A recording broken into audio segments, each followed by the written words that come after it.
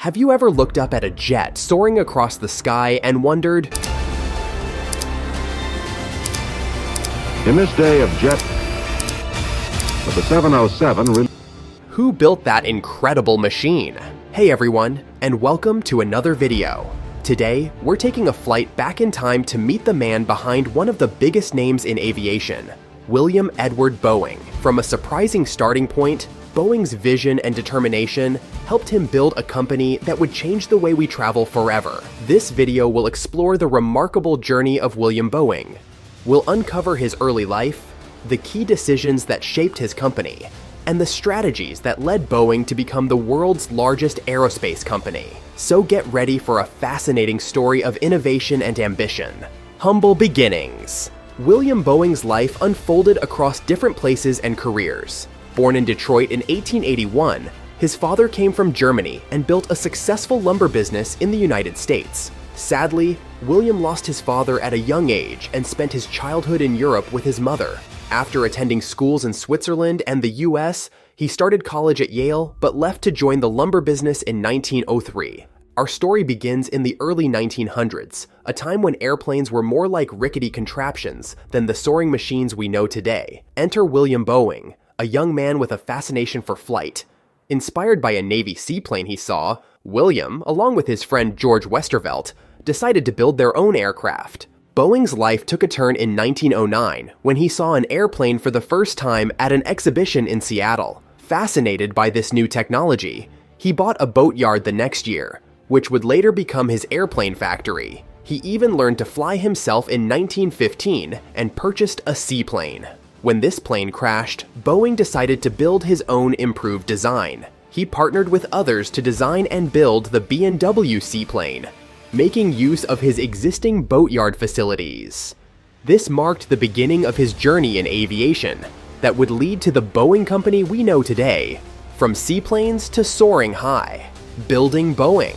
The Boeing company started in Seattle, Washington in 1916.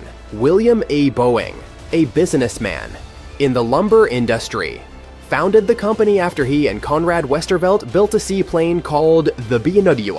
The company was originally called Pacific Aero Products Company, but it was renamed Boeing Airplane Company in 1917. Boeing hired its first engineer, Wang Tsu, in 1916. Mr. Tsu, who graduated from the Massachusetts Institute of Technology, designed the Model 2 airplane, which was Boeing's first successful product financially. The United States entered World War I in 1917, and Boeing saw an opportunity to sell airplanes to the Navy for training purposes. This wartime demand provided a much-needed boost to the young company. The Navy liked the Model 2 and placed a large order, which helped the young company grow. Beyond the battlefield, expansion and innovation. After World War I, 1918, there were many cheap, used military planes available for purchase. This made it difficult for airplane companies to sell new airplanes, and some companies even went out of business. During this time, Boeing made furniture and boats instead of airplanes. Boeing also built new airplanes during this period. In 1919, the Boeing Model 6 flying boat started flying. It could carry a pilot, 2 passengers, and some mail. It was used for international airmail flights for 8 years. Another plane, the Model 8, made its first flight in 1920 and became the first airplane to fly over Mount Rainier. In 1923, Boeing competed against another company, Curtiss, to design a fighter airplane for the US Army. The Army liked both designs, so Boeing kept developing theirs. This led to a series of successful fighter jets, including the P-12, making Boeing a top fighter jet manufacturer for the next 10 years. In 1925, Boeing built the Model 40 mail airplane for the US government. An improved version, the Model 40A, came out in 1927 and won a contract to deliver mail between San Francisco and Chicago. This model could also carry 2 passengers. That same year, Boeing started its own airline, Boeing Air Transport. It merged with other companies a year later to form a bigger airline. Their first airmail flight happened in 1927.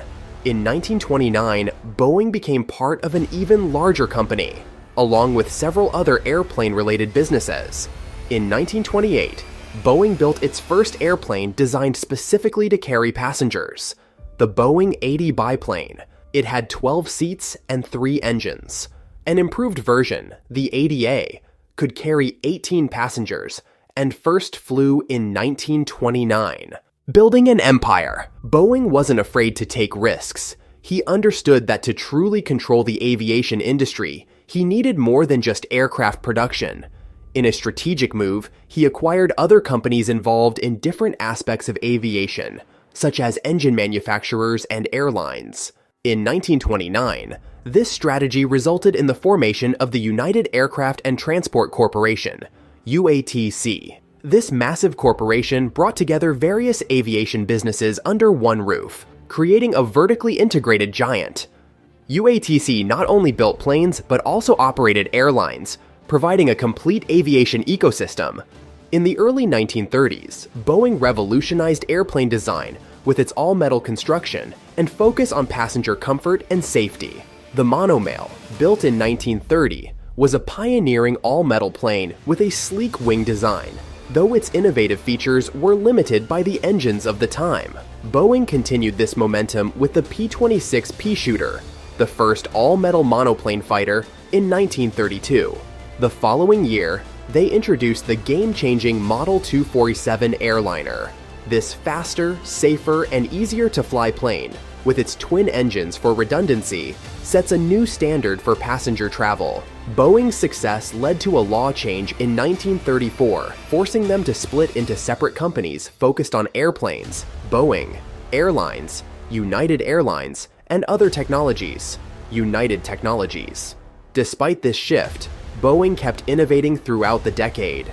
They built the massive XB-15 bomber in 1934, launched the giant Boeing 314 Clipper flying boat in 1938, and introduced the world's first pressurized passenger airplane, the Model 307 Stratoliner, that same year. Challenges and legacy.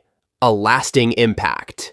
Boeing's journey wasn't without its bumps. The Airmail Act of 1934 forced UATC to split its airline operations from its manufacturing business. This was a setback, but Boeing persevered. He continued to focus on innovation, developing iconic aircraft like the B-17 bomber used in World War II, and the revolutionary 707 jet airliner that brought in the jet age. In the late 1940s and 1950s, Boeing was a busy company. They built military jets like the B-47 and B-52 bombers. They also used their own money to develop a prototype airplane called the 367-80. This plane eventually led to the creation of 2 other successful airplanes, the KC-135 Stratotanker, used for refueling, and the Boeing 707, a passenger jet. For a short time, Boeing wasn't able to sell any commercial airplanes for passengers. But by the mid-1950s, technology had improved, and Boeing was back in the game. They built one of the first guided missiles for defense. They also built a longer-range missile that could travel between continents. William Boeing passed away in 1956, but his legacy lives on. The Boeing company he founded is a global leader in aerospace, employing hundreds of thousands of people worldwide, from commercial airliners to military aircraft and space exploration technologies. Boeing continues to push the boundaries of aviation. In 1958, Boeing released the 707, America's first jet airliner. This put the United States in the lead of commercial jet airplane manufacturing. A few years later, they made an even faster version called the 720. Boeing also made small jet engines during this time. These engines helped Boeing expand beyond just building military airplanes. They started developing these engines in the early 1940s and made thousands of them before stopping production in 1968. Boeing's jet engines were even used in some pioneering applications, like powering the first turbine-powered helicopter and boat, the future uncharted skies. In the early 2000s, Boeing expanded by entering satellite communications through a purchase and moving its headquarters. However, the decade also brought challenges. The late 2000s saw new Boeing airplanes and a partnership for the Ares I rocket program.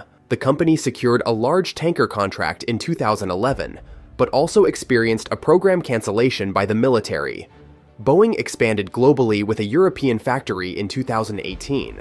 However, the COVID-19 pandemic brought significant job cuts and financial losses in 2020.